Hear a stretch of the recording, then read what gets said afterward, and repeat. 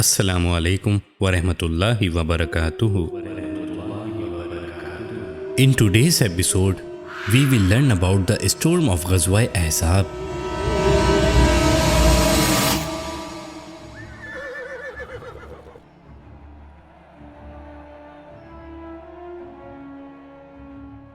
Ghazwa-e-Akram took place in 4th or 5th Hijri. Another name for this Ghazwa is Khandaq, the holy war of the trench. When the Jews of Bani Nudair tribe were exiled, in retaliation, their chief went to Makkah and enticed the unbelievers of Makkah to launch war against the Holy Prophet, peace be upon him, and promised them that they would support them. Therefore, these Jews supported the unbelievers of Makkah by bringing them with a huge amount of wealth and a huge number of weapons to launch an attack on Medina. Abu Sufyan united and mobilized a lot of tribes of the Jews and the unbelievers of Makkah and invaded Medina. A few people of Makkah from the tribe of Khuza'ah informed the noble Prophet, peace be upon him, about the conspiracy. Therefore, the Holy Prophet ordered for digging a trench in the outskirts of Medina as proposed by Sayyidina Salman Farsi Raziyallahu Ta'ala anhu. The beloved Prophet Sallallahu Alaihi Wasallam personally participated with each other Muslims in digging of this trench. The moment the Muslims completed the digging of the trench, right at that time, a well-equipped army of the unbelievers invaded Holy Medina from 3 sides. The army of unbelievers rushed so forcefully that the atmosphere of Medina became hazy and grimy. Now see the description of this horrible battle in the Quranic words.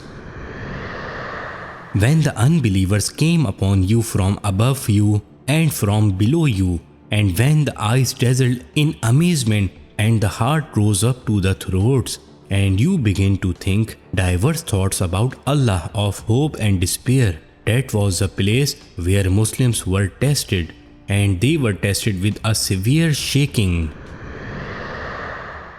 In this holy war, the hypocrites who apparently stood shoulder to shoulder with the Muslims after seeing the enemy's army, they became coward and scooted away. Thus their concealed hypocrisy was revealed.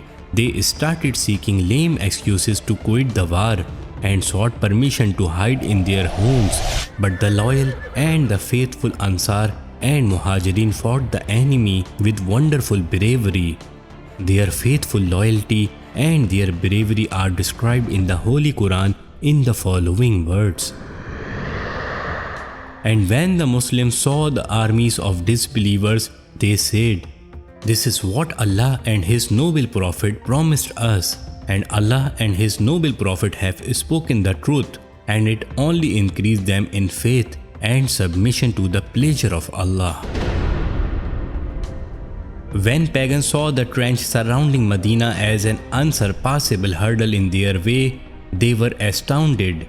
They hysterically exclaimed, "This is such a novel strategy that the people of Arab were unaware of until now." However, pagans shot arrows and stones upon the Muslims from the edge of the trench. At some places, some of the pagans managed to cross the trench, and a severe battle took place between the both sides.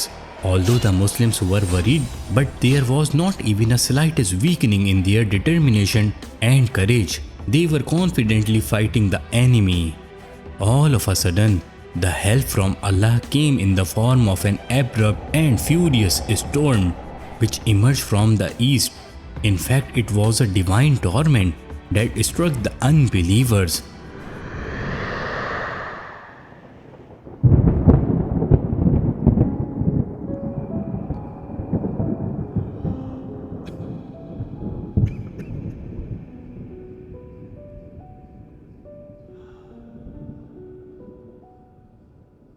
Their cauldrons and cooking pots on the stoves blew away. Their tents collapsed, and utter darkness fell everywhere, and a surge of extreme coldness made the pagans stumble. Then Allah sent an army of angels, and their horror was so severe that the hearts of pagans started quivering.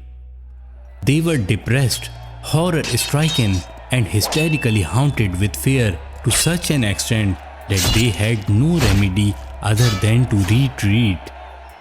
Therefore, the chieftain of the unbelievers, Abu Sufyan, made an announcement within his army that the entire ration has finished. The weather is severely dangerous, and the Jews have also withdrawn their support. Therefore, under these circumstances, the siege of Medina is useless.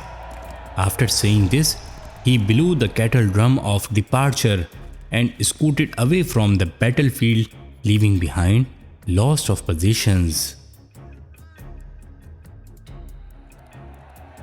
Other tribes also dispersed and ran away. After a passage of 15 and 24 days, the hazy atmosphere of Medina cleared up. It is very same storm of ghazwaahzab which has been mentioned by Allah subhanahu wa ta'ala in the Holy Quran in following words. O people who believe, remember the favor of Allah upon you when some armies came pounced upon you, so we sent against them a windstorm, and the armies you could not see them. From this event, we get the moral lesson that whenever the Muslims are battling against the unbelievers in the battlefield, they should fight the battle with perseverance and firm belief that the unseen help of Allah subhanahu wa ta'ala will definitely descend for them. But the condition for divine help is purity of intention, perseverance, and an unceasing striding with patience.